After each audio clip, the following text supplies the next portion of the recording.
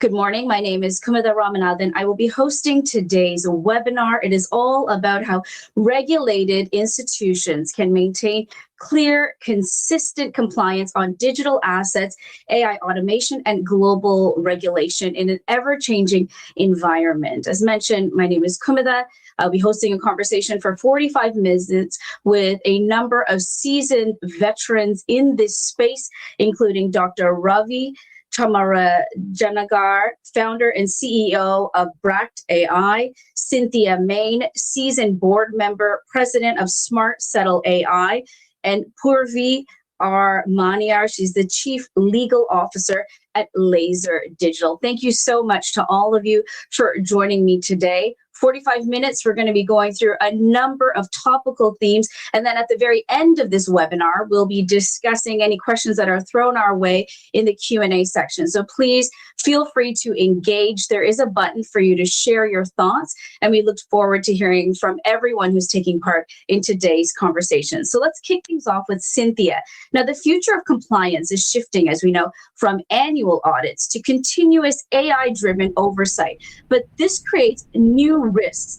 algorithmic black boxes, regulatory whiplash, and resource exhaustion. So Cynthia, will you share how organizations can turn compliance from a reactive burden into a strategic advantage? Sure. The first thing is to start with, before trades happen, to have a tool. You can see here on this slide that the prevalence of digital assets is growing, and there's a shift from fiats to digital assets. And in this context, it's important to have a tool that forecasts where the risks are, to understand the regulatory landscape, to gather that all together, and to preemptively test trades before they bump up against some guardrail or some policy or some law. So by doing that, we can avoid what you've described, which is the reactive process of responding to regulators, responding to breaches of compliance, responding to potential illegalities. The goal would be to get in front of all that, to streamline, the trades and the regulatory reporting afterwards.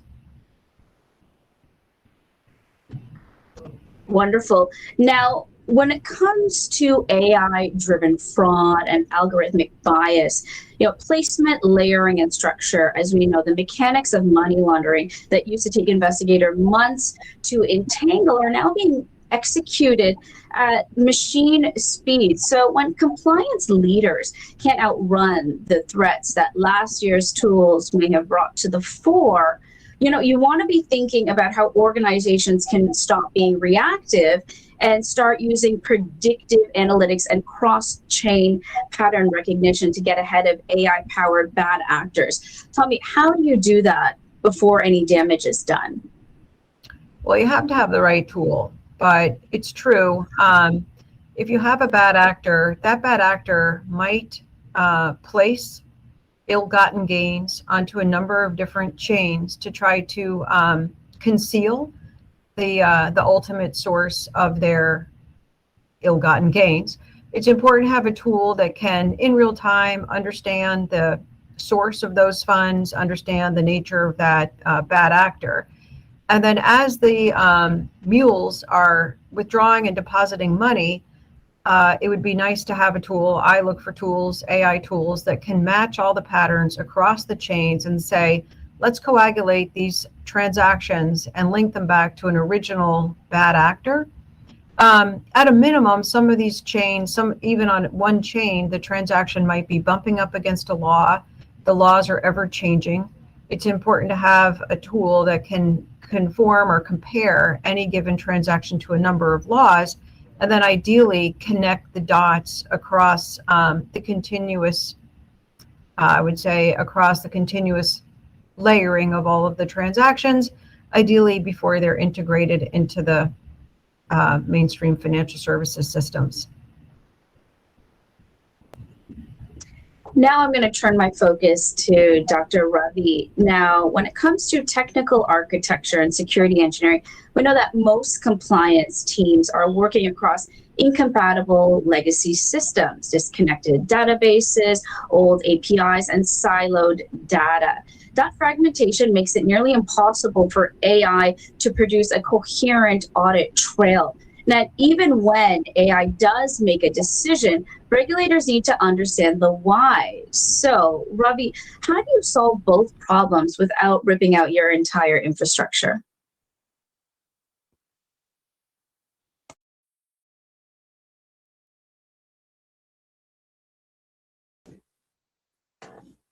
I believe you might be muted.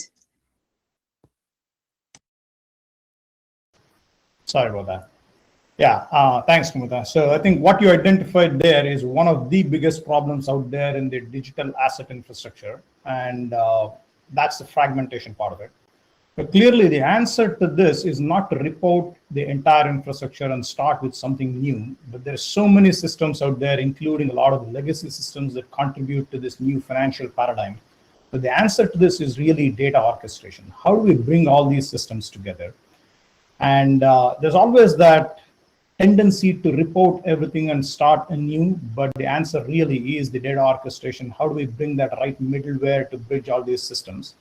And when we talk about fragmentation, let me give you a little bit of a feel for the complexity here. So we have many different stakeholders in this ecosystem, whether it's the different blockchains or the custody holders, the wallets, or the PSPs, the DASPs, different kinds of tokens. So how do we make sense out of all of these and understand the regulatory implications, the security implications, the legal implications, and then that's the stakeholder side of things. And then come all the regulations, which is, just take US as an example. You have federal regulations, you have jurisdictional regulations, you go to different states, they have different regulations by themselves.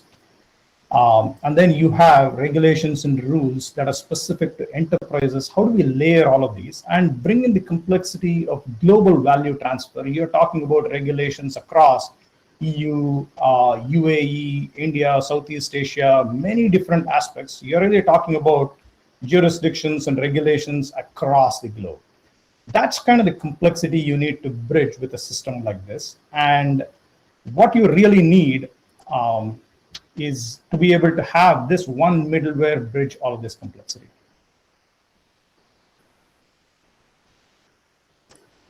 Wonderful. Okay. Now, given your background in security and software architecture, how do you build AI-powered compliance systems that are both explainable to regulators when flagging or rejecting a transaction and agile enough to navigate rapidly evolving digital asset regulations across multiple jurisdictions, particularly as legislation such as the U.S. Clarity Act come into force? Yeah, one of the key things to recognize is the global nature of these regulations. And you're not talking about just regulations in one place. Just to revisit exactly what we just talked about, fragmentation is one thing, scale is another. So you need a system that can bring together this entire repository of global regulations, break them down into enforceable rules, and tie them to specific transactions as they happen. So it's kind of a very scalable, resilient system that will need to be built out. That's number one. But what's important is for every financial institution that's involved in these transactions to understand clearly what is going on. So it really means the system that gets built out has to be completely transparent in terms of what it's doing. And second, is it has to be explainable why it's doing some of these decisions. If it's collecting evidences to drive a decision, be able to very clearly articulate what evidences are being applied to what rules out there and what transactions, and be extremely transparent in terms of being able to explain clearly what's going on. So the what and the why are as important as the features themselves. And just to give you a little bit more in terms of the challenges we encounter, so we are talking about regulations across the globe. And this is a new financial paradigm, which also means every country is evolving in terms of its understanding of these rules and regulations, which really means it will change over time. So the system also needs to be able to keep track of all these amendments, changes in rules. And this new financial paradigm is also all about a complete real-time value transfer, whether it's real-time or fully automated with all of the agentic AI that's coming out there. And there's also the whole move from T+2 to T+0, which takes away all that cushion to make any kind of adjustments if something goes wrong. So which really means you have to ensure that you have all these checks and balances in place before the damage is done.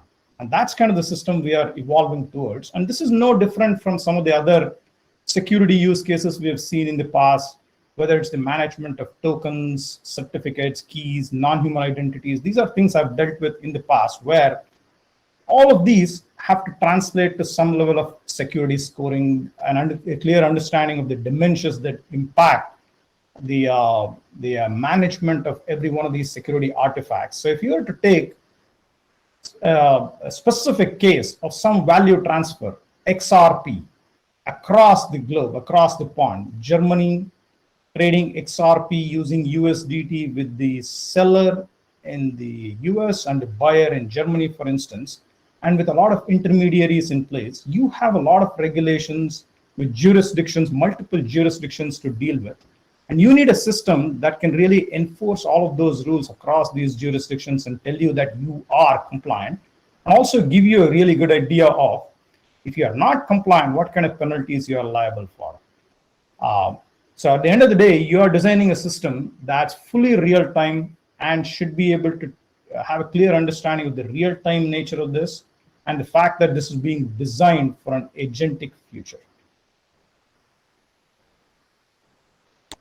Wonderful. Now let's take it one step further and discuss the incoming legislation, the Clarity Act in particular. How is that going to add a new layer of regulatory change? Will that be more upheaval? Will it be more clarity for the industry? How do you see it helping or hindering the development of this particular space? If anything, this will really add a lot of clarity to what's going on in the industry. So what started with Genius Act is something that Clarity Act would complement and complete in a way. So with Genius Act, you got a lot of clarity around stable coins, the issuers of stable coins, the kind of reserves you needed to have for stable coins. It's primarily global money transfer with stable coins, and that was the focus of the Genius Act.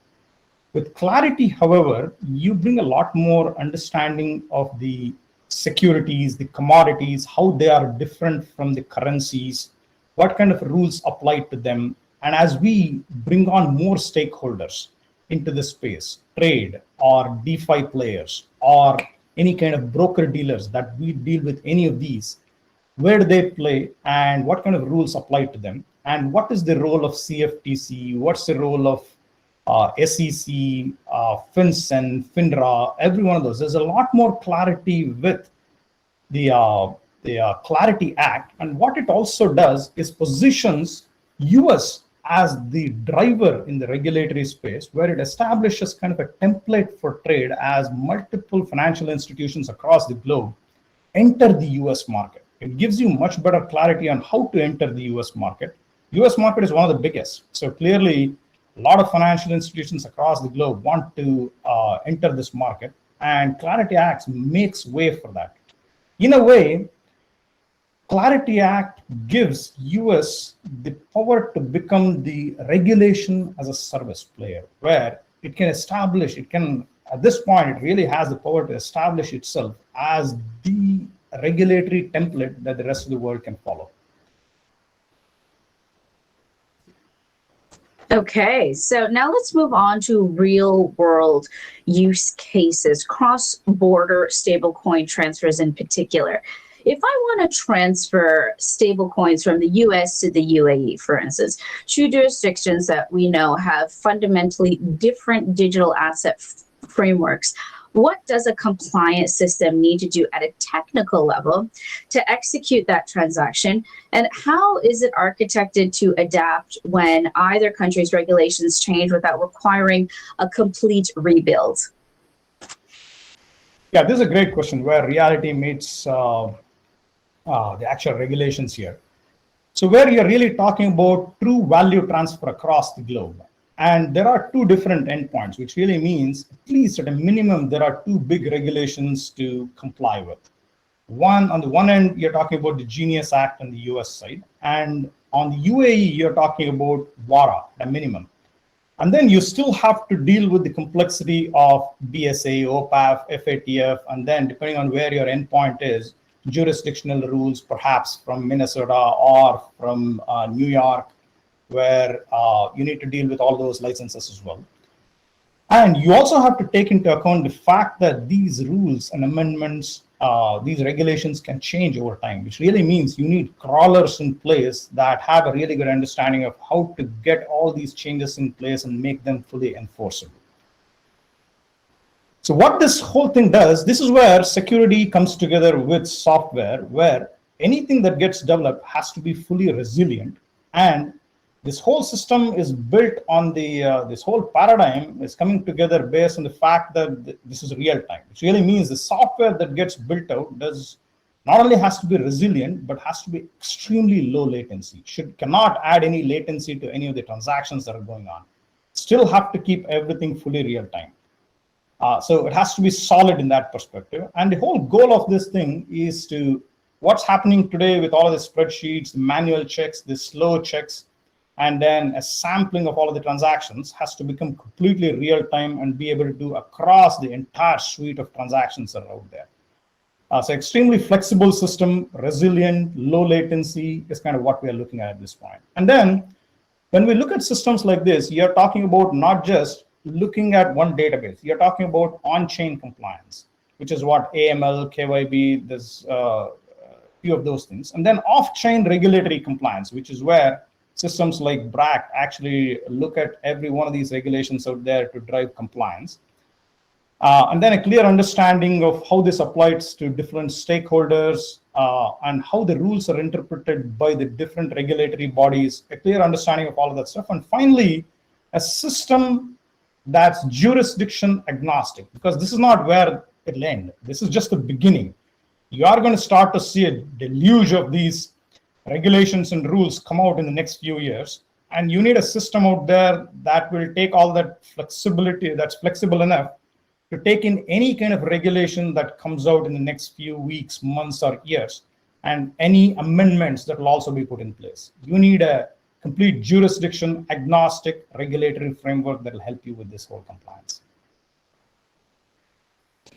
So when you think about the evolution of regulation in these various jurisdictions, you've already sort of asserted that when it comes to dominance in setting the standard, the US is very much going to be the leader of the pack. But we can't negate the fact that there is innovation happening in the UAE, in parts of Asia, all over the world. So does that make you excited about what the future holds in terms of the evolution of this space? Oh, absolutely. In fact, that's what makes it all the more exciting, only because, yes, UAE, for instance, has WARA as a unified regulation. And then EU has come out with MiCA, which has set real standards in terms of how to enforce these. And US, in terms of all of the genius clarity, is taking center stage. But it's, at the end of it, it's not one player that will take the prize out here. It'll be multiple, because it's not just the regulations, it's also about all of the innovation, the products, the applications, and there are many countries out there that are knocking the door here. So essentially, it is every one of these players that will probably take center stage in terms of the innovation around this. But given the headway that US has in terms of the regulations, US will probably lead the pack in terms of the regulations and making that as a template, while the rest of the world will probably do a lot better in terms of driving innovations in products and the rest of the financial paradigms there. Excellent. Thank you so much for that insight. Now I want to turn my focus to Purvi, who's going to give us a legal landscape, if you will, in these ever-evolving regulatory environments that we sit in today. First, the future of compliance isn't just following rules, as we know. It's about proving that you're, in fact, adhering to them along the way, not just that you're aware of them, but that you're following them. So how can we be bulletproof in our audit trails in an era of constant change, Purvi? Yeah, thank you, Pramota. And I think at the end of the day, that is the key question that we all have to be able to answer, which is like, how do we design this in a way that can speak to multiple systems, works with changing regulation, as Ravi was just mentioning, and at the same time is something that is easy to use when you need to use it, right? So what ends up happening in like day-to-day practices is that you end up with a scenario where either there's an enforcement action, an investigation, an exam, and you're pulling the data. And when you're pulling the data, you're pulling from 5 different tools. It is very difficult to do. You need to cross-reference and ensure that you're looking at the same set of data, whether it's across different types of transactions, different types of customers, whatever the request that you're replying to is.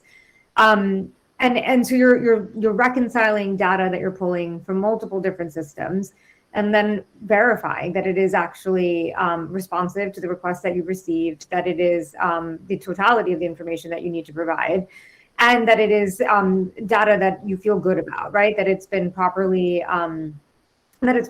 stored, properly maintained, properly accessed as necessary, and that it is something that is suitable in this type of scenario to be able to produce. Doing that through a unified tool that speaks to your various systems, that can be embedded into an orchestration layer, that is something that has auditability built into it. And so it can demonstrate that, if there are updates, like as Ravi, I think also was mentioning, just like to the regulatory requirement at any given time that you needed to adhere to, or updates to your risk tolerances or your processes, and can store that information, I think is key. And it will make that process infinitely simpler going forward. One of the biggest changes that we expect to see with the use of stablecoins is just the volume of transactions growing. And with the growth in volume of transactions, this exercise that I just described of pulling data in response to an exam, an investigation, or an enforcement scenario just becomes that much more challenging. We're not going to rip out every legacy system to make it, to put in a new stack that doesn't really work. But what we can do is add in technology that is meets those requirements of being auditable, of being well designed, to be able to speak to your other systems, and to be calibrated for your risk tolerances as well. So it reflects the true nature of your decisions and your processes at the time that you made them, which is really the ultimate goal that you need to be able to meet when it comes to those types of responses. That's wonderful. So talk to me a little bit about the maturation of all of these various frameworks that are popping up. Ravi touched on this earlier. The US set the standard, a decade plus ago. And now we're seeing all these other innovative markets where a lot of these stablecoins are being processed, moved through, people are starting businesses, and yet they still want access to the US market. You have had a very successful career helping companies navigate this environment. From your perch, do you think that it's only the regulation, the maturation of the industry is making it harder, easier to guide your clients through? Tell me about how you see the changes taking place. It's very nascent, right? It's nascent with a high velocity of activity happening at the same time. So the Genius Act is still it's in the rulemaking process. And so there is a lot of work to be done with respect to what actual rulemaking and then implementation will look like in order to be compliant as either an issuer or a user of stablecoins. MiCA is, again, still nascent. You still have companies that are very much early stages going through the process of registering and then being permitted as an issuer under that framework as well. And that's against the backdrop of many other jurisdictions rolling out their own frameworks during this time. And then multiplied by the fact that you have so many use cases coming out for these products, right? And so you put all that together at the same time, it's very nascent in terms of what regulatory compliance is going to need to look like here. And a lot of what you need to do when you're an in-house practitioner here is build for scalability and for future-proofness. Like you don't have the ability to go back every year and say, well, we need a new tool. We need to decide on a new process. That's, I mean, just from an operations perspective, impossible to manage, but also, not cost effective. It's not effective from a governance perspective as well, to be able to, to have to say that every year you had to change something just on the basis of, you didn't really think ahead 12 or 18 months. It's a real challenge. And, I think as we get into the back half of 2026 and 2027, you're going to start to see use cases for stablecoins that go beyond what we've seen to date, which have been largely focused on the trading ecosystem to more, to embedded payments flows globally.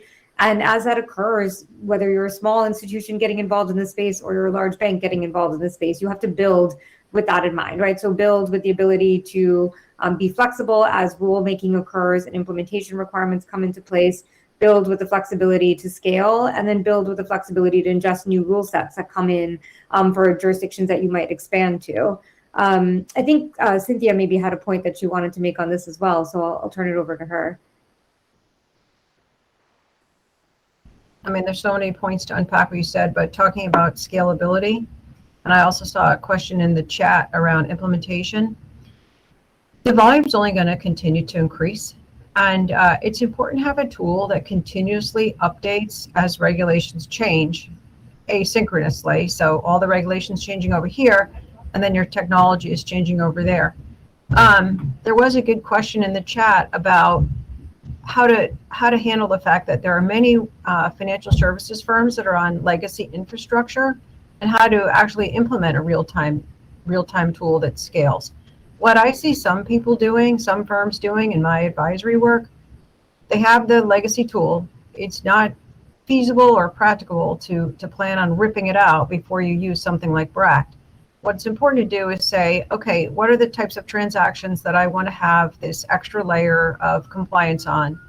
Gather them together, either in a batch, a mini batch, or ideally a real-time stream, hand them off to the BRACKT system for evaluation, and then collect the results and bring them all together into your primary tool that understands, okay, this break is okay, this break is being suppressed, this break needs additional research or whatnot, so that then you have all the metrics together and you've kind of integrated this offshoot of a growing set of transactions into your primary tool. What's nice about a tool like BRACKT is it is able to understand a variety of legislative acts and laws that are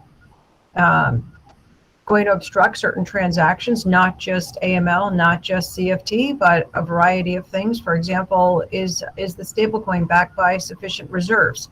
Things that are a little bit different than an AML suspicious activity.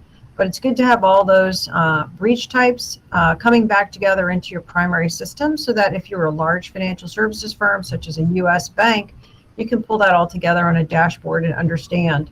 Sometimes it's not possible to take a transaction in before it's executed. I would advise working to make that happen. There certainly in the investment management space, most trades are pre-complied before execution in bulk in real time as they're coming in. Sometimes at a bank, the transaction is already executed prior to the compliance review. Still, it's important to catch it and nip it in the bud in case a suspicious activity report needs to be put through, or in case additional surveillance needs to be put on that customer for in advance of additional transactions. So I don't know. I hope that answers your question. Cynthia, that's wonderful. I would love if you could also speak to the empowerment you have, because someone like yourself, Purvi, you're at the grassroots of guiding these organizations through the compliance process. Having real-time access to this data, given the sort of dizzying number of regulations, cross-border needs that must be put in place, must be satisfied before a transaction can go through, how does that real-time analysis allow you to be more empowered to provide the clients you're speaking to, advising, get to the end goal? Well, the most powerful thing is to avoid crime, to find the bad guys. So then whether it's, there certainly are a lot of communication surveillance tools that are that are empowered through large language models and the like to understand sentiment or coding in certain email communications, or if somebody likes something on LinkedIn. That's one set of compliance tools. Here we're talking about actually moving money or something, a digital asset, fiat or digital assets. The real-time nature of the blockchain mandates that a real-time compliance tool be made available. Certainly for fiat transactions, those are in real time if it's something simple like payment processing or a foreign exchange trade. But in the fiat world and institutional world, those trades are proposed by portfolio managers and traders, and they are usually pre-approved. In the case of digital assets, a lot of times it's retail customers that are putting through transactions on their phone, and ultimately they might aggregate at the level of an exchange. At that moment, the more sophisticated exchanges need to understand whether that trade is compliant, and they certainly wouldn't want to be abetting crime. And if they do see something suspicious, they can use a tool like BRACKT, which is continuously updated for the regulatory frameworks, to combine it with the transactions as they come through to either preempt the transaction at the aggregated level of the exchange, or to permit it to go through with an extra level of surveillance on that particular account. The most powerful thing is to be on the right side of the law. Wonderful. Thank you so much, Cynthia. Purvi, I want to also discuss with you the role of record keeping. We spoke earlier about the importance of keeping these records, but what do you do when you have a compromised audit trail?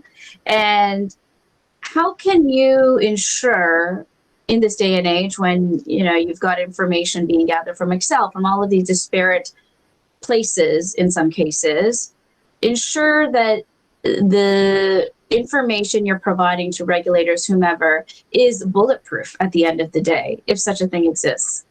Yeah, it comes down to good governance, right? So it's setting the framework at the onset with respect to permissions and control around who can access information, who can edit or modify information as it's being collected. Now whether that's with respect to like transaction data, whether that's with respect to compliance data, with like reviewing alerts, for example, that could come out of a tool like the BRACKT tool, for example.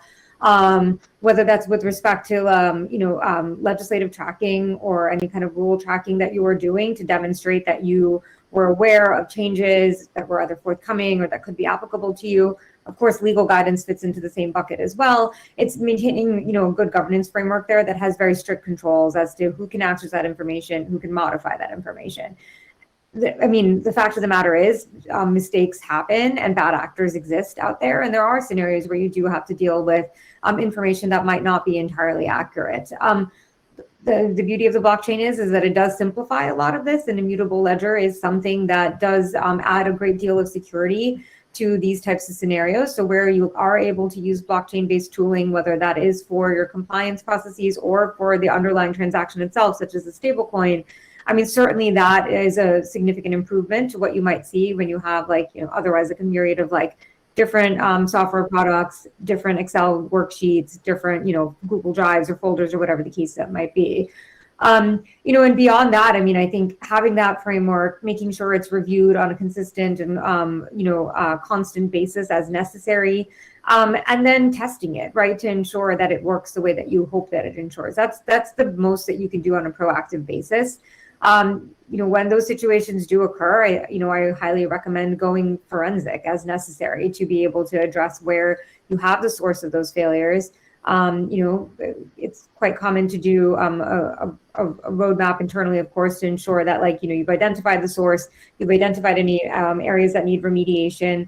And in some instances, those do become things that become a regulatory notification, right? At times where you have to be able to proactively go and tell your regulator of a failure on your part. But we all, we strive to avoid that. And so when it comes to evaluating new tooling, it is an important part of that onboarding process, is to ensure that you feel confident about how the data is stored, how it's accessed, how it's managed. Thank you so much. Now we're already getting questions, which is wonderful. And I will start asking, the wonderful speakers that we have joining us today to jump in where they feel fit. We can't stop the ship to change the engine. While we transition to this governance as code model, we still have to maintain our existing manual audit trails for current regulatory exams. So how do we manage this dual speed reality, running legacy and AI-driven compliance in parallel without doubling our operational costs or creating two different versions of the truth for regulators? Yeah, I can take that. I chair the audit committee for an insurance company, as well as a couple of other companies where I chair audit. And first of all, it's a lot less expensive to have a new tool that catches problems than it is to defend a real problem. So I just want to put that out there. But usually I find that if there are manual, I'm going to go to the question here, manual audits, and usually what I see is regulators coming in and they want the evidence trail that surveillance has been done. They sample test the transactions to be sure that real problems that the regulators see or the examiners see actually were elevated. So since this is a new type of transaction that doesn't often fit into the legacy technology, I would myself advise that if you have digital transactions, digital asset stablecoin transactions coming through, I would offer that the existing tools might not be up for the task, especially since the regulations around digital assets and stablecoins continue to emerge, evolve, and they're and stay ahead of often the transaction processing and compliance processes. So I would offer that a tool like BRACKT, which is continuously scouring the planet for the latest regulations, takes in the transactions and provides the evidence needed. Now, I think that the evidence that BRACKT puts forth or another system would put forth can be merged into the legacy compliance systems to have a joined audit trail. But I would offer that in my view, in my experience, the legacy systems aren't producing the requisite breadcrumb trail or evidence trail to show that appropriate surveillance has been done on these transactions. So I don't really see it as a doubling of costs. I see it as the marginal cost of doing business for new asset classes, and I see it as avoidance of the penalties that a given firm could be encountering if they don't really contemplate how to monitor these newer types of transactions.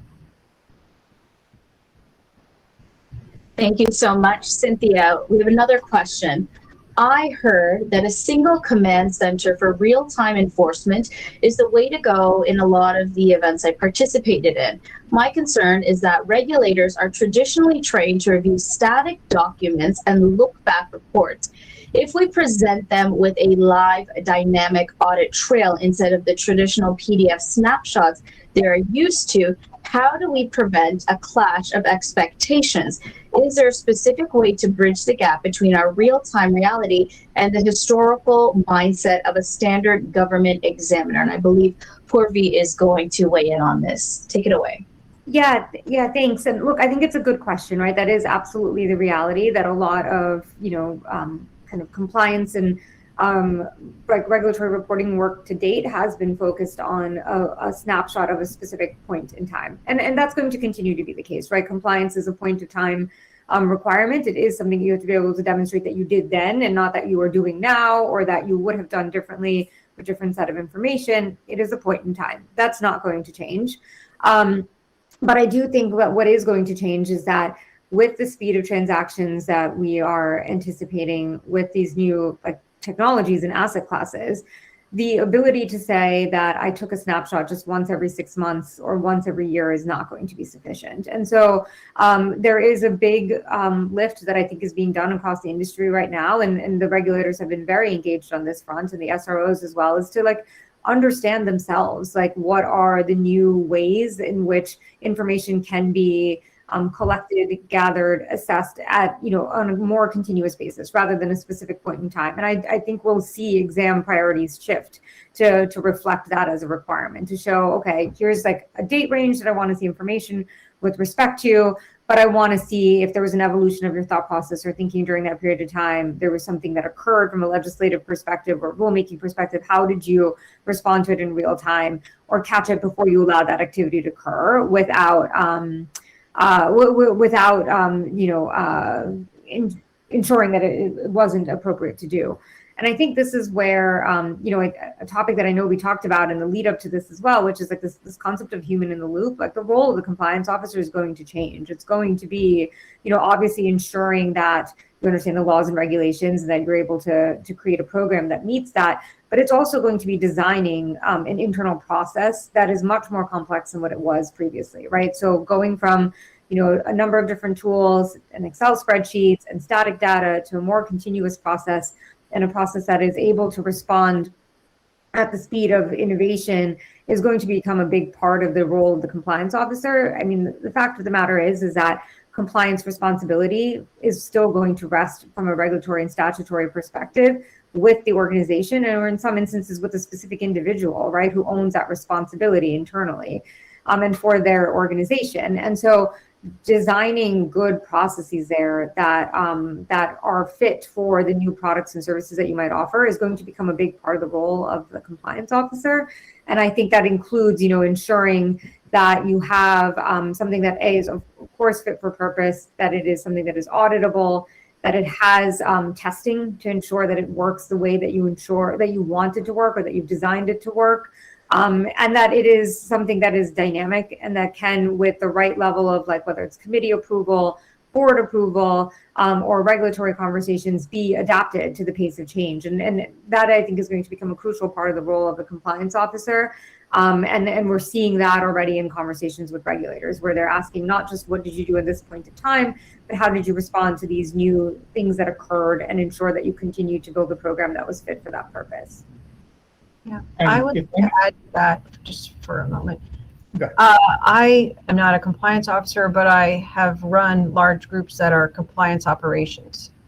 And I do not remember the last time that an auditor or examiner came in and asked for a printout of something. They're asking for large data files with millions of transactions in them over a span of time, slices of time, and they're asking for evidence from the compliance monitoring system over those same samples of time to be sure that transactions they view through their systems were flagged by our systems. And then likewise, they go to the floor, they sit with the compliance operations people, and they witness the real-time surveillance of transactions to be sure that what we said we did, we are still doing and continually improving. So that's just my personal experience in working with examiners when they come in. It's nice to have the historical PDFs, but it's not going to answer the question for the regulators that gives them the comfort that they need, in my view, based on practical experience.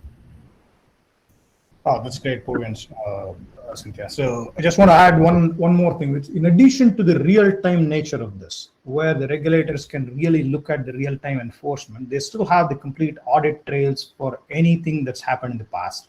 They'll still have access to all of the reporting, all of the disclosures that have been made. But essentially, it's not just about what's happening today, what's happening right now, but it's also about going back in time and looking at everything they are used to looking at. And you should have systems that can actually do all of that stuff too. Thank you to all three of you. Now, the next question actually plays to what all of you do. And this is so much around expectation setting and managing those expectations when it comes to C-suite and the people that you engage with. The top levels of all organizations. We often struggle to justify the budget for proactive governance because when it works, nothing happens, no fines, no breaches, no scandals. From a focus strategy standpoint, how can we quantify the strategic ROI of continuous assurance to our board beyond just risk avoidance to show that it actually accelerates business growth or speed to market, or scare them, citing some of the fines that are out there right now that we all know about that make headlines, right? So tell me, who wants to take that question first? I can add a quick comment, and then I'll let Cynthia and Purvi weigh in on this. So I've been in the security, compliance, risk. I've been developing systems for the BFSI for the longest time now, for more than a couple of decades. One compliance failure is going to take care of the software budgets for the next 20 years. Just trust me on that. One penalty is going to take care of all of that stuff. So all we're trying to avoid here is any kind of penalty that you might incur, and you will get a really good idea of all of that stuff. And justifying this as a capex at the beginning of the year is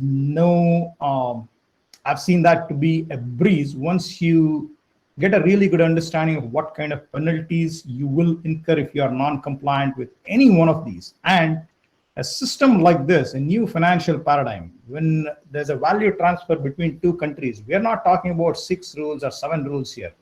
Across 3 different regulations, we are talking about close to 1,000 enforceable rules, and being non-compliant with any of them will incur huge penalties. So justifying budgets should not be an issue, given my experience over the last couple of decades.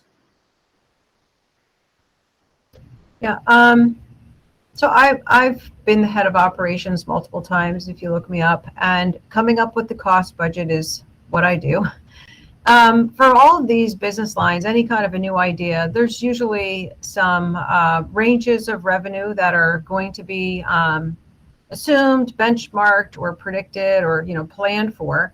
And then for a new business in financial services, compliance, legal compliance, operations, and technology are the cost of doing that business.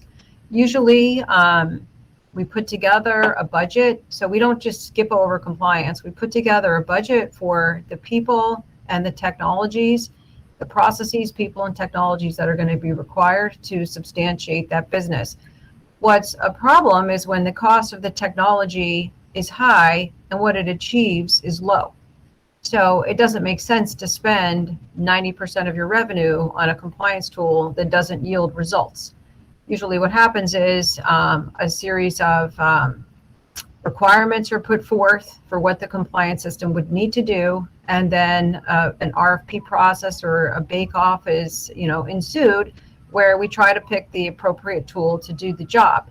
It's important not to spend too much money on this because you won't have the EBITDA that you want out of this new business. It's important that the money that you're spending on people, process, and technology in the space of compliance actually deliver the goods. So I think not doing compliance is not an option. And we all know the penalties are scarce. But even failing an exam, even if you're not penalty, just not doing it and you just luck out and don't have any problems, that's not legal either. So I think it starts with what's your revenue. And right now, you saw on the earlier slide, there is a shift from fiat to digital assets, from fiat to stable coins. It's important to figure out what's the amount of the profit and of the revenue that a company wants to spend on compliance, and to find the tool that delivers the biggest bang for the buck. And from what I see, tools that use AI to continuously stay on top of emerging regulations in almost every country in the world, and then consolidate those down into rules that transactions can be compared against, the AI is doing much more than humans can. And it's also not currently available in the legacy technology. So it's, as I say, I guess I would just summarize by saying it's a cost of doing business, and it's important to get the most bang for the buck. Okay, let's move to our next question.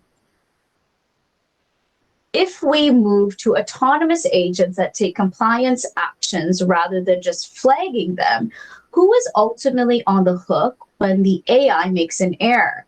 If the focus strategy embeds governance into the workflow, does the legal liability shift from the compliance officer to the technical team who wrote the policy controller? And how do we prepare our legal frameworks for that shift? I'm happy to take that one. And I mean, the answer is just no, right? The liability doesn't shift to the model or the technical implementation team.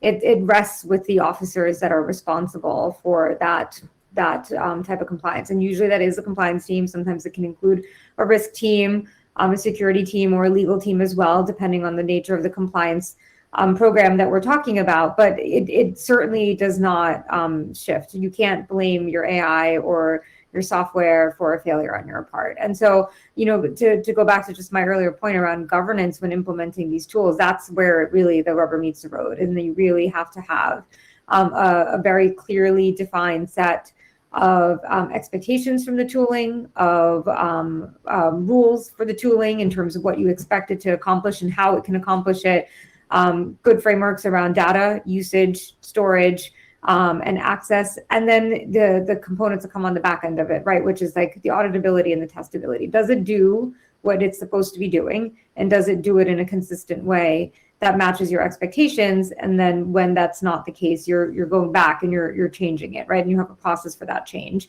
And of course, like any material deviations or errors are reported up, to the right committees, the right officers, the board when necessary.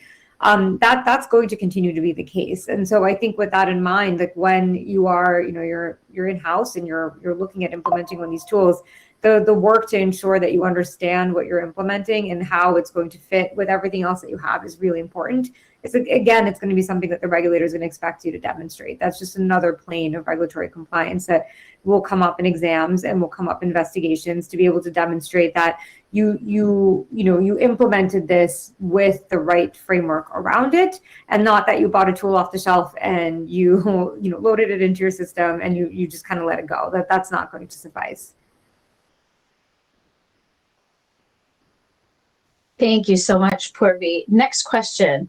People always talk about capturing everything, transcripts, CRM data, and automated actions into a tamper-proof record.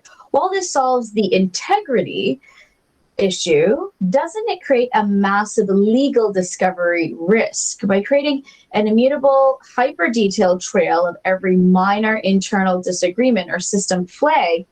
Are we inadvertently handing a roadmap to plaintiffs, attorneys, and regulators to find small, non-material errors that would have otherwise been corrected in the normal course of business? This is just a feature and maybe a bug and maybe just a reality to deal with in our new reality, right? Data is prevalent. There's no excuse to not use it. And it's going to be something that you're going to have to contend with. And of course, look, when it comes to making, judgments or decisions, there are still processes that are going to apply beyond just like we have a tool, it captures data. There are new product approval processes that most companies follow when, bringing something to market, or should follow when bringing something to market. That should include obviously a use and a review of what type of data is being ingested, how it's being stored, how long it needs to be stored, right? Retention requirements apply differently in different environments for regulated institutions versus non-regulated institutions. What are we maintaining, and how? So things will still have to go through that process. There still needs to be, involvement of obviously in-house legal when it comes to developing these frameworks and ensuring that they work well. And at the end of the day, discovery is, it's not just ask for everything, it's ask for things that are relevant to the question that you're asking. And your processes should be designed to, kind of prevent just like mass, production of information around your processes that might or may not be relevant. That's just going to be a part of legal work going forward. Excellent. I believe Cynthia wants to also lean in on this. I'd like to add, this is nothing new. In running compliance operations, including for broker-dealers, we've had this requirement for a long time. We've been required to retain books and records pertaining to client accounts for 7 or 10 years. And these days, it's on worm-compliant media, so write once, read many. And there are rules around what has to be retained forever, what has to be retained and can be destroyed after some time period.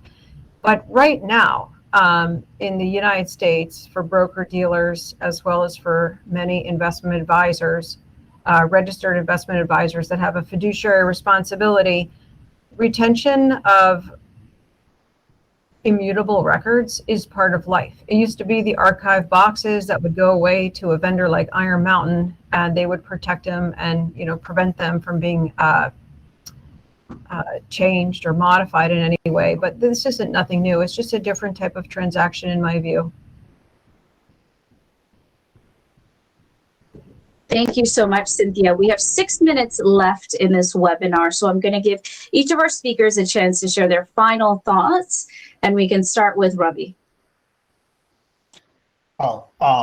This has been great. Very good insights across the board. And if there's one takeaway from here, I would say it is, given how the industry is evolving, the entire not just the stable coins, but the entire digital asset revolution that's happening, and the complexity around all of the regulations across the globe, what's imminent across all of these implementations is a jurisdiction agnostic automated tool that will help you with a lot of your decisions.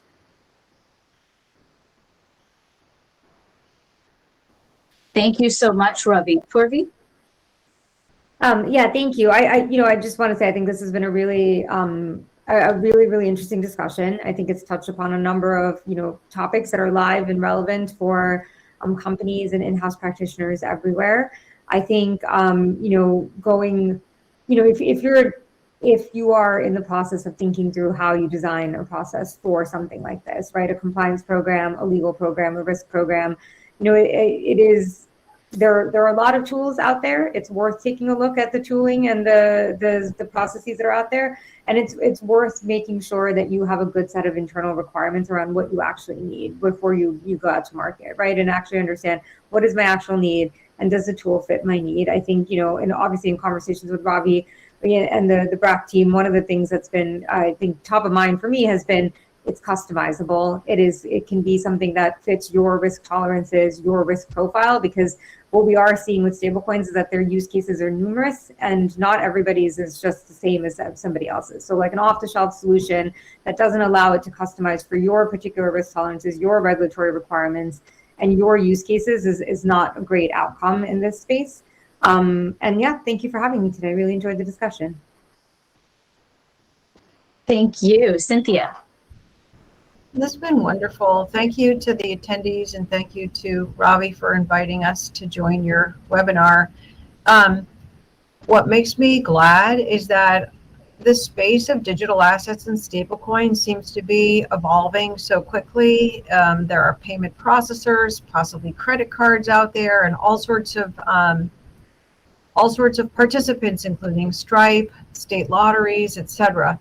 And so it makes me feel glad, as someone who works on the cost side of financial services, to know that there are ways that we can deliver service in terms of compliance, risk avoidance, and operational efficiency. It's nice to know that there are ways we can deliver what our objectives are in a way that with tools that do more than we could do today, that are also cost effective and much more capable of doing the job than I knew would be possible. So thanks for involving me in this, because I learned a lot about what's possible, and I'll be taking it home. Thank you to all three of you. I also want to ask, how would you like those in the audience to get in touch with each of you? LinkedIn, your website, please let us know. LinkedIn works for me. You'll find me. Yeah, LinkedIn and email works for me. Yeah. I think that I have a unique name, so I got lucky there. Excellent. Okay, well, I want to thank everyone who joined us today. As we heard, regulations are evolving, but the technology is keeping pace. Sophisticated real-time analysis exists, and we hope that everyone out there who is looking for more information to guide their next transaction reaches out to our expert today. So thank you again for joining us, and we wish you the best rest of the day and rest of the week. Thank you.